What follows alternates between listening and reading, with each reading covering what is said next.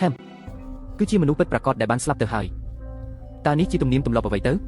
មានតែនិកាយដែលមានកេរ្តិ៍ឈ្មោះល្បីល្បាញនិងគួរឲ្យគោរពប៉ុណ្ណោះទើបមានព្រះពុទ្ធរូបសរីរាង្គពិតភាពខ្លាំងពូកែរបស់បណ្ដានិកាយទាំងនោះពិតជាស្នាដៃដ៏អស្ចារ្យមែនពិតជាខ្លាំងណាស់ឯងនិយាយឲ្យតិចបន្តិចទៅមានអ្វីមិនត្រឹមត្រូវទេព្រះចៅអធិការទឹកមាសនៅទីនេះហេតុអ្វីបានជាយំពិតមែននឹងថ្មីនេះអាកាសធាតុសើមបន្តិចទើបវាឡើងសំណើមខ្ញុំថាមែនតាមពិតគឺឡើងសំណើមសោះ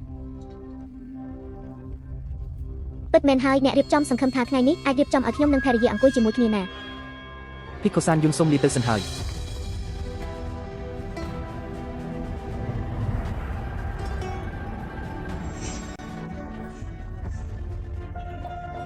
រៀមច្បងទាំងពីរជើយុននិងស៊ូវិនម្នាក់មានស្នាមសម្លាកនៅខាងក្រោយម្នាក់ទៀតកើតមកមានប្រស្រីភ្នែកពីរជាន់ភ្នែកខាងខាងមានប្រស្រីភ្នែកពីរតើនេះអាចជារៀមច្បងទាំងពីររបស់ខ្ញុំមែនទេឯងធ្វើស្អីហ្នឹងមិនបាច់ស្វែងរករៀមច្បងរបស់យើងទៀតទេបើខ្ញុំទីមិនខុសពួកគាត់ត្រូវបានគេសម្លាប់បាត់ទៅហើយបិចក៏ឯងដឹងមកតាមខ្ញុំមក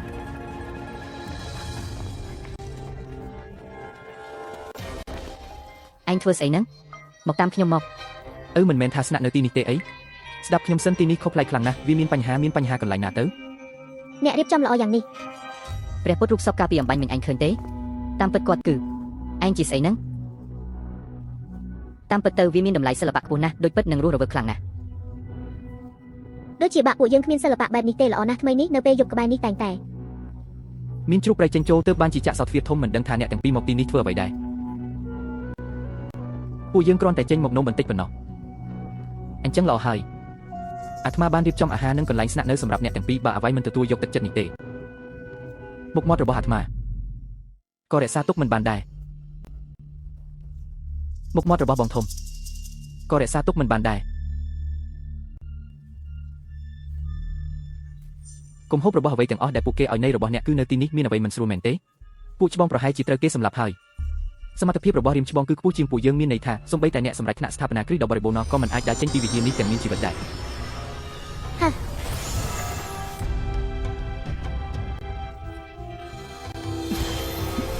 នេះជាមន្តអាគមបំផន់ភ្នែក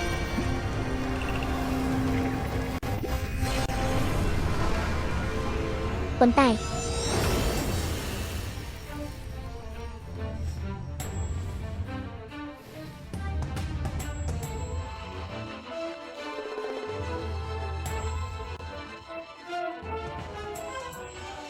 ដើមឡើយខ្ញុំចង់ឲ្យពួកឯងស្លាប់ដោយស្រួលទេមិននឹកស្មានថាឯងឆ្លាតសោះប៉ុន្តែពួកយុវជនឲ្យពួកឯងក៏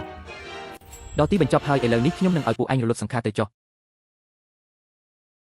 ក្បាច់ចុងក្រោយពិតមែនហើយដល់ពេលនោះឯងអាចរំលាយព្រលឹងរបស់ព្រះសង្ឃចាស់នេះបានមិនត្រឹមតែអាចទទួលបានការបណ្ដុះវិជ្ជារបស់ខ្ញុំប៉ុណ្ណោះទេអ្វីដែលសំខាន់បំផុតនោះគឺខ្ញុំក៏នឹងក្លាយជាគ្រូធម៌វិញ្ញាណរបស់ឯងដែរលោកផ្ដល់កម្លាំងឲ្យខ្ញុំដើម្បីសង្សឹកខ្ញុំមិនអាចធ្វើបែបនេះបានទេគុំរីរែកស្ទាក់ស្ទើរអីសិស្សរបស់ព្រះសង្ឃចាស់នេះមានតែខ្លួនឯងទេដែលត្រូវការពីចំណែកឯខាងស៊ីសៀងឯងជួយមើលថែជំនួសខ្ញុំផងពួកយើងមិនអាចកម្រើកបានទេស្លាប់នៅទីនេះក៏ចាត់ទុកថាជាបណ្ដាំចុងក្រោយរបស់ព្រះសង្ឃចាស់នេះទៅចុះគ្រូនឹងសិស្សសម្រាប់ព្រះសង្ឃចាស់នេះទៅចង់ងាប់មែនទេ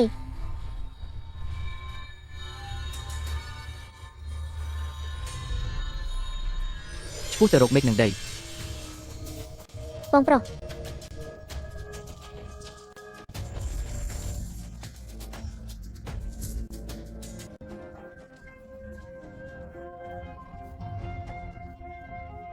យានហ៊ួនឯងជួយខ្ញុំម្ដងទៀតហើយខ្ញុំសង្ឃឹមថានឹងបានតាមឯងពេញមួយជីវិតនេះខ្ញុំមិនហ៊ានឲ្យអ្នកនាងធំស៊ូ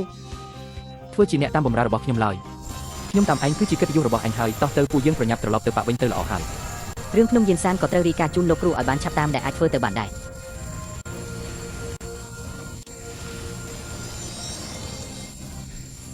យានហ៊ួនហេតុអ្វីបានជាឯងឈប់ប្រញាប់ទៅប្រាប់មេប៉ាអំពីរឿងភ្នំយានសានទៅដើម្បីត្រៀមខ្លួនការពារជាមុនមានអ្វីមិនស្រួលហើយមានអ្វីមិនស្រួលត្រង់ណាទៅ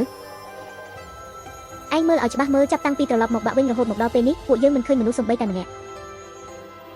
ពិតមែនហើយតាមមនុស្សរាល់គ្នាទៅណាអស់ហើយឬមួយក៏ពួកភ្នំយានសានមកដល់ទីនេះហើយខ្ញុំបានប្រើធម្មពលវិញ្ញាណដើម្បីពិនិត្យមើលហើយមិនបានរកឃើញអ្វីខុសប្រក្រតីទេបើអញ្ចឹងពួកយើងចែកផ្លូវគ្នាធ្វើសកម្មភាពទៅឯងមានរបួសហើយថែមទាំងបាត់បង់ដាវជីវិតទៀតឥឡូវនេះត្រឡប់ទៅកន្លែងស្នាក់នៅដើម្បីព្យាបាលរបួសហើយឆ្លៀតយកអាវុធមិនអាគមផងចុះឯងវិញ